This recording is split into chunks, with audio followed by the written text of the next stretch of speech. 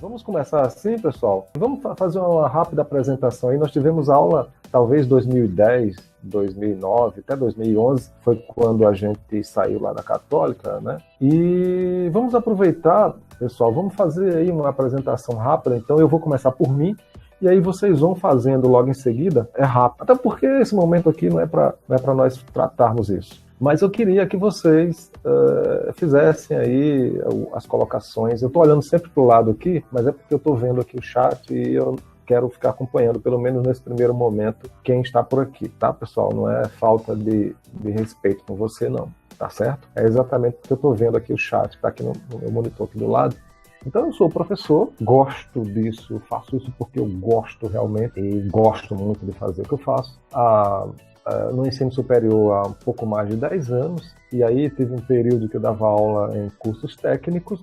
Num outro período, um pouquinho mais atrás, 1996, 95, 96, eu dava aula de operador de micro, na época que operador de micro era um curso que muita gente fazia. Então eu dava aula de operador de micro, tá? Foi ali que eu comecei, foi a minha primeira turma, foi fazendo isso. E depois eu percebi que esse era um ambiente, um marco para mim, e eu comecei a gostar cada vez mais da sala de aula e acabei no ensino superior. Quando eu fiz a minha graduação em administração, depois eu fiz uma especialização em gestão estratégica de negócios, e antes de terminar essa especialização eu já estava em sala de aula. Então, 10 anos, um pouco mais de 10 anos de sala de aula, eu já passei pelas faculdades Católica, a Estácio, a FAO, que a FAO foi comprada pela Estácio, FASEX, e a nossa atuação tem sido sempre na sala de aula, ou seja, o que eu acredito é que eu tenho o prazer de trabalhar, de lidar com pessoas. Eu gosto disso, eu faço porque realmente eu gosto disso. Eu gosto de estudar, eu gosto do desafio, eu gosto de correr para fazer.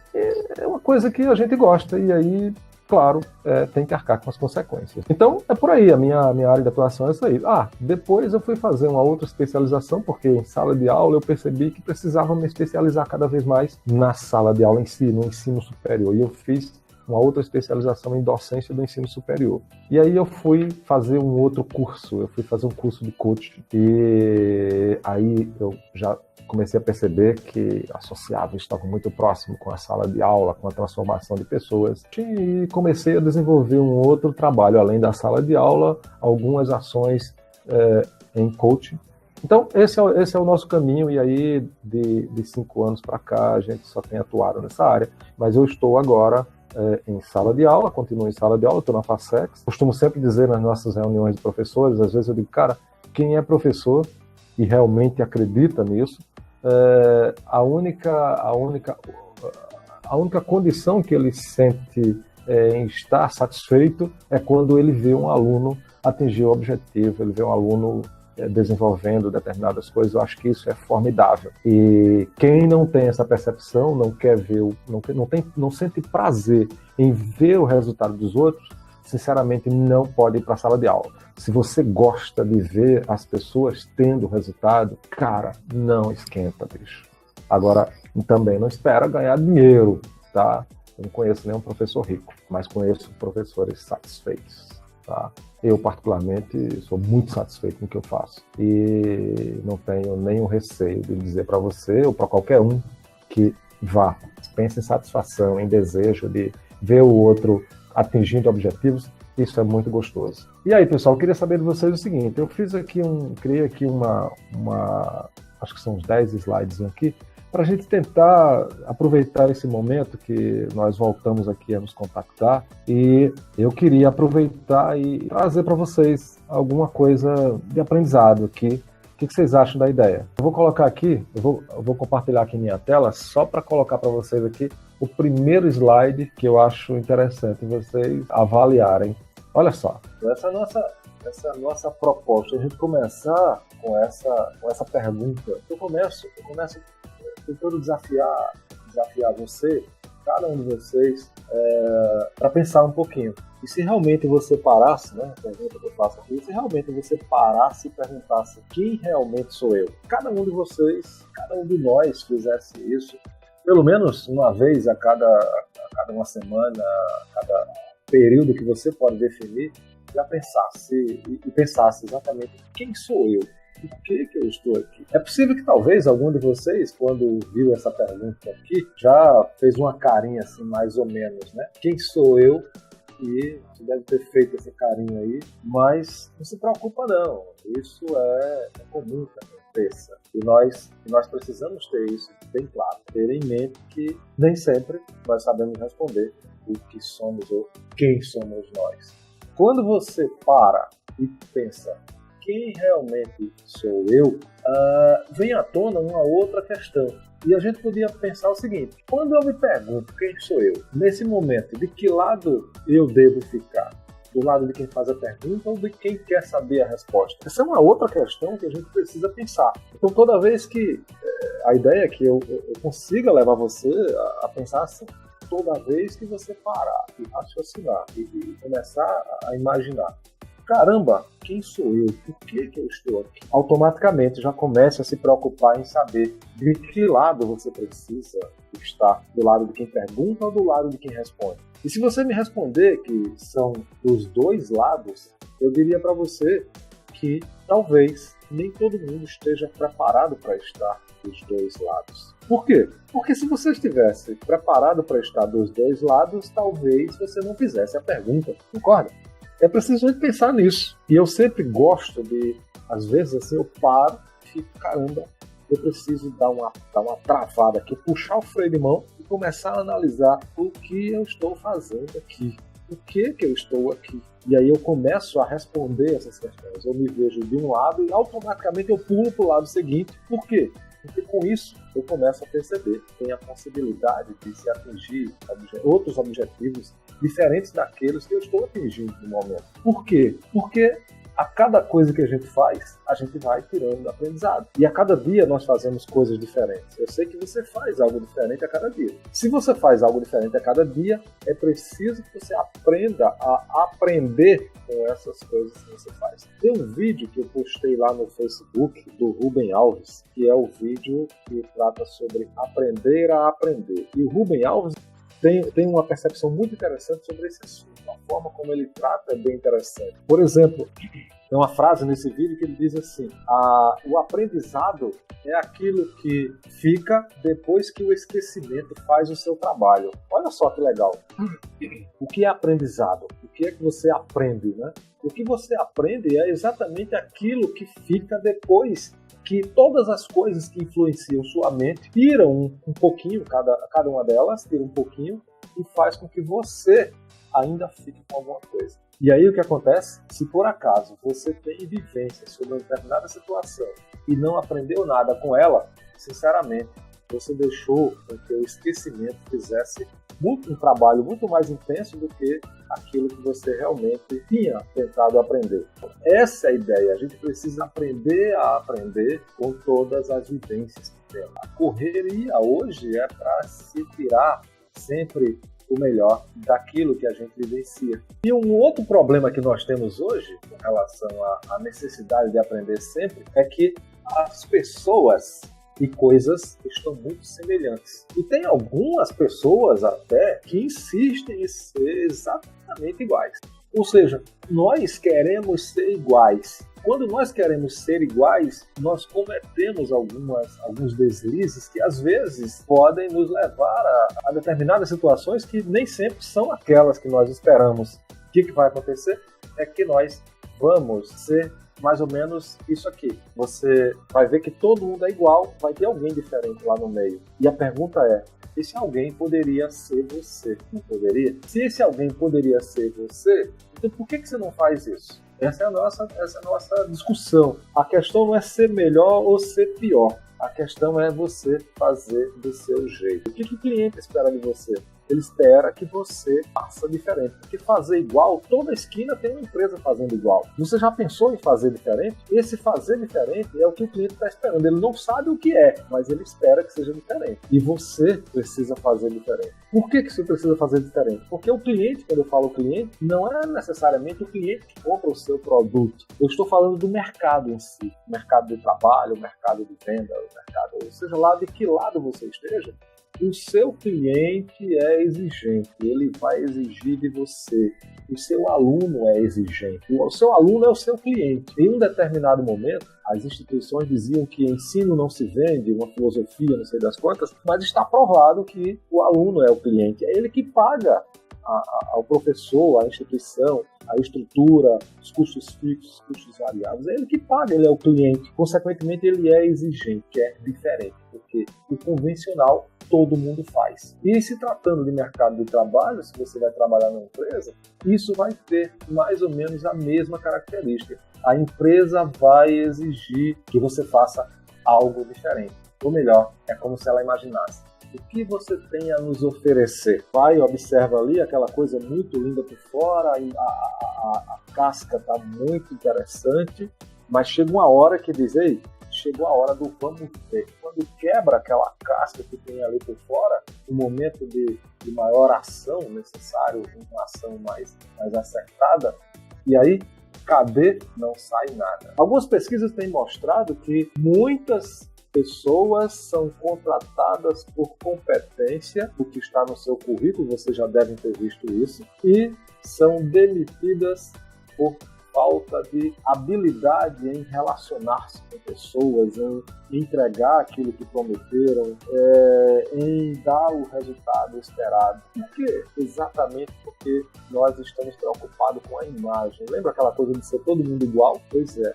Nós estamos muito preocupados com a imagem, e aí o que acontece? A parte interna está comprometida, e o mercado vai cobrar isso de você. E você vai ter que fazer, não tem outro jeito. Ou você faz, ou vai estar, em um determinado momento, passando por dificuldade. Por exemplo, é o que está acontecendo agora no país. A crise chegou. O que eu fico me perguntando é o seguinte: como é que de uma hora para outra todo mundo ficou sem dinheiro? Vocês já pararam para pensar isso? Alguém já parou para pensar isso? Como é que de uma hora para outra acabou-se o dinheiro? Nós temos uma crise hoje, é uma crise muito mais de credibilidade. As pessoas não tinham o dinheiro, mas elas tinham a credibilidade. Ela buscava no mercado uma possibilidade para cumprir um compromisso que ela tinha assumido. Consequentemente, ela assumia um compromisso com um, depois assumia com outro com outro, e existia a cumplicidade entre os atores dessa história. Todo mundo agora entrou em parafuso. Daí o seguinte: aquelas pessoas que não estavam preparadas, estão passando por situações complicadíssimas. Todo mundo sabe disso. Você deve conhecer alguém que está passando por situações altamente delicadas. Não estou falando dificuldade, estou falando calamidade. É diferente. Então, a gente sempre conhece alguém que está passando por situação muito complicada. E muitas vezes alguns de nós está passando por dificuldades assim abruptas, exatamente porque a gente não esperava que isso acontecesse. Gerou o que nós temos aí hoje de falta de credibilidade. Hoje o país está à deriva. Imagine uma eleição hoje. Quem seria candidato à presidência da República e que poderia ser eleito não por uma forma, por exemplo, de que as pessoas quisessem votar só para protestar? Uma pessoa idônea e que a gente saiba, vive lá no meio político. Tem alguém idôneo nesse momento que a gente possa dizer que é um forte candidato no país? Eu particularmente desconheço. Então nós não temos, pelo menos que eu aqui em vista, nós não temos ninguém que diga assim: esse cara é um bom candidato, porque a cada dia nós temos a galera do rabo preso. A gente não acredita mais em ninguém, nós vivemos isso, ou seja, nós não estamos preparados, nós, que eu digo o país, né? Não está preparado exatamente para a situação que ia chegar aqui.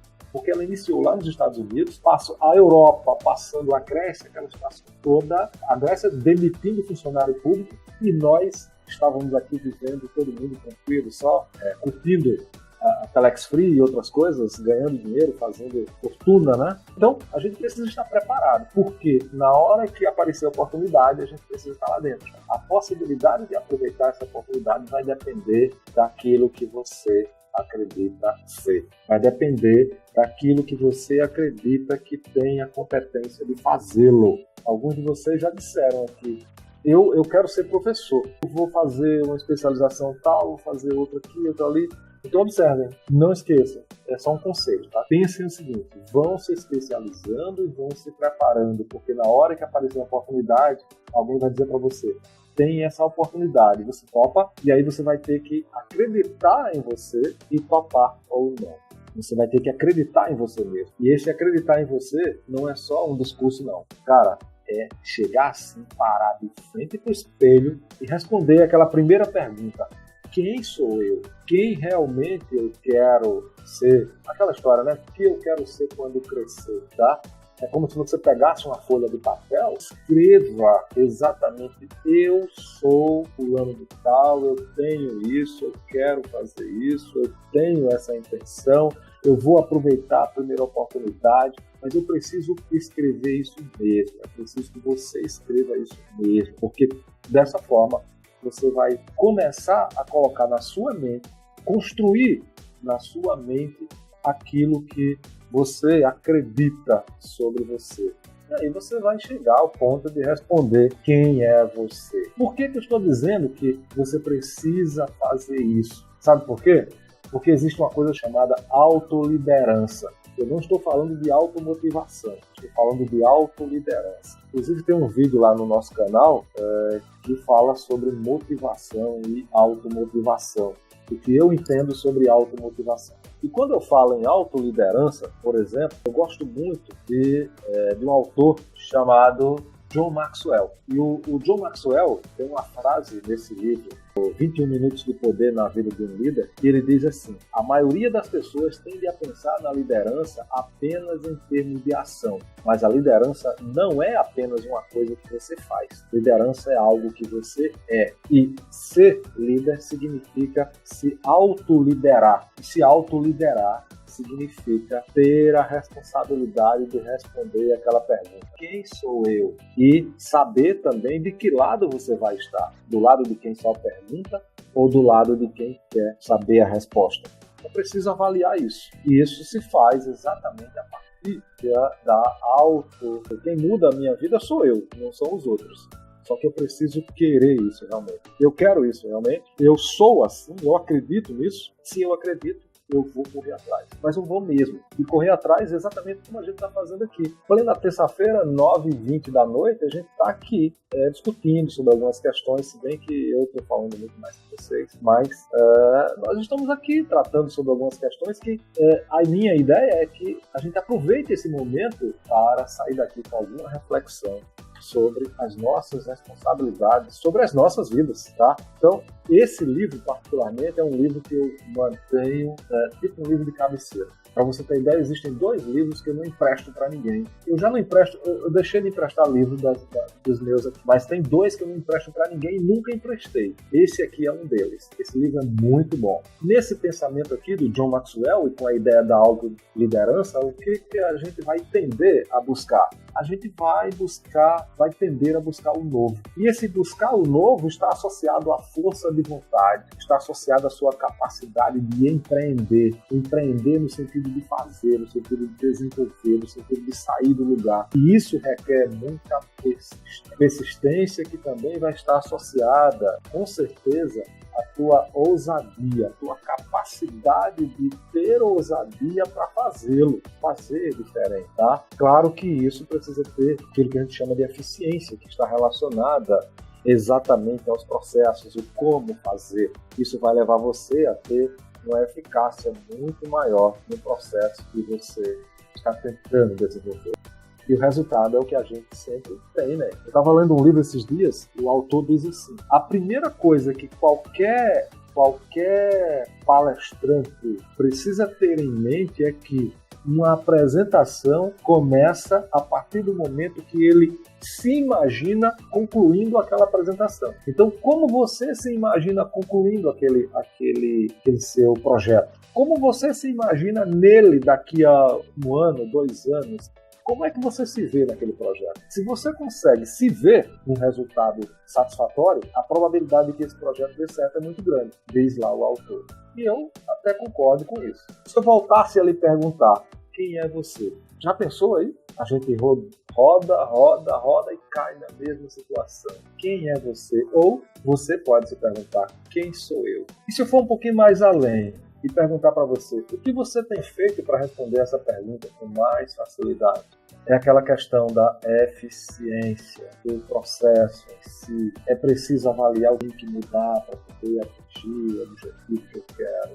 Platão disse essa frase aqui que eu acho muito interessante. Tente mover o mundo e o primeiro passo será mover a si mesmo. Olha só que legal. Tente mover o mundo e o primeiro passo será mover a si mesmo. Ou seja, a ideia da autoliderança. E a gente vê por aí uma galera muito esperta, né? Querendo ser líder ou pousando de líder. E às vezes é aquela história, né?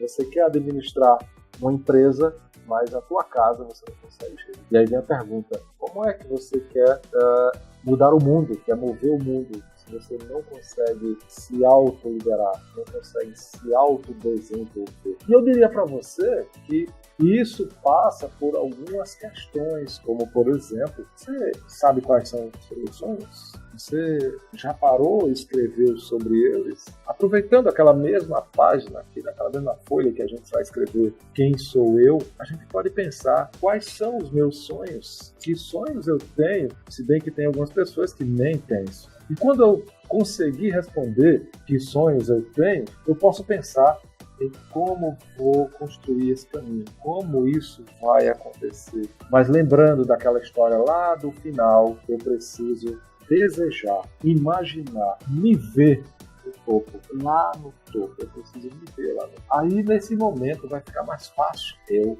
imaginar como eu vou chegar lá. Quando a gente sabe para onde quer ir, e é preciso ter isso bem em mente, eu consigo construir uma identidade. E essa minha identidade vai fazendo que eu vá construindo ou vá montando cada peça do quebra-cabeça que vai me dar um pouco de eficiência nesse processo de chegar e atingir o objetivo. Mas nós temos alguns problemas. O problema maior nessa história toda, talvez algumas pessoas de nós aqui que estão nesse grupo, possivelmente, talvez até esteja assim.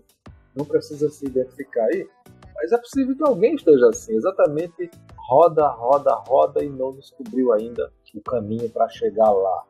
Isso tem solução, tá, pessoal? Tem solução e se você está vivendo assim, seja lá quem for, não vou direcionar para ninguém, mas se alguém, por acaso, de nós aqui está vivendo assim, a gente precisa compreender que há uma solução. Agora, Zenóbio, qual é a solução? Eu posso dizer para você que eu não sei. E seria irresponsabilidade minha se dissesse para você, olhe, faça isso que vai dar certo e tal, veja se isso, se aquilo e tal, babá. Não, é preciso se avaliar cada situação. A probabilidade de que você consiga sair dessa é muito grande, claro. A gente não vive vamos falar aquela coisa do caldo da onda, né?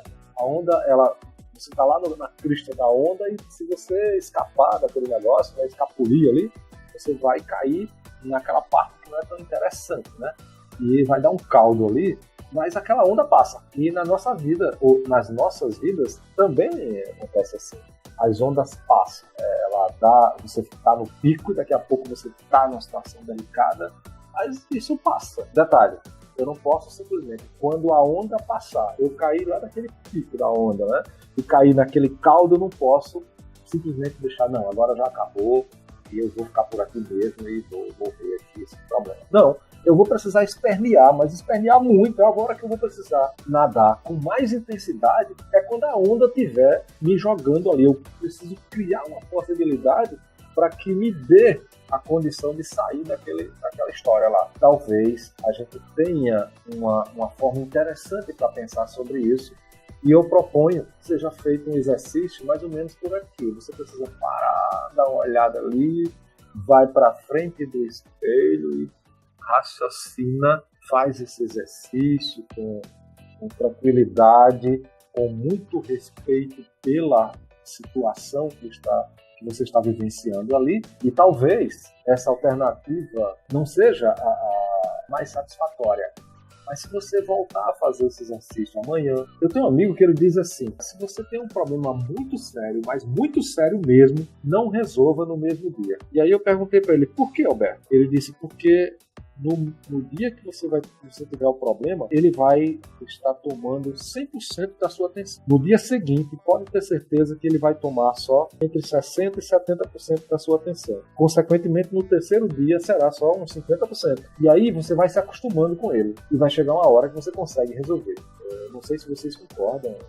Claro que cada um de nós tem um pensamento diferente sobre as mesmas situações. No primeiro momento, você está totalmente emocionado naquela questão. E talvez esse problema seja muito sério na sua percepção e não seja tão sério assim no segundo ou no terceiro dia. Não sei se é a alternativa mais viável. Cada problema e cada pessoa tem a sua capacidade de gerir problemas. A nossa ideia é que você comece fazendo uma autoavaliação, mas se olha no espelho, que você vai encontrar ali aquela figura que as pessoas estão vendo em você. Se a gente parar para pensar qual foi a primeira pergunta que fizemos a nós mesmos hoje, e nós já nos propomos aqui a responder essa pergunta,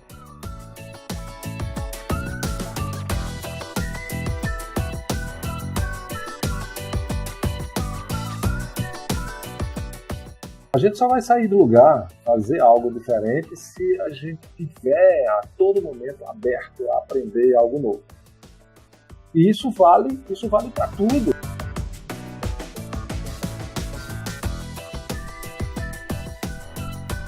Wagner, tem uma coisa interessante, né? Eu gostei aqui do seu comentário. Você não pode deixar de pensar e agir.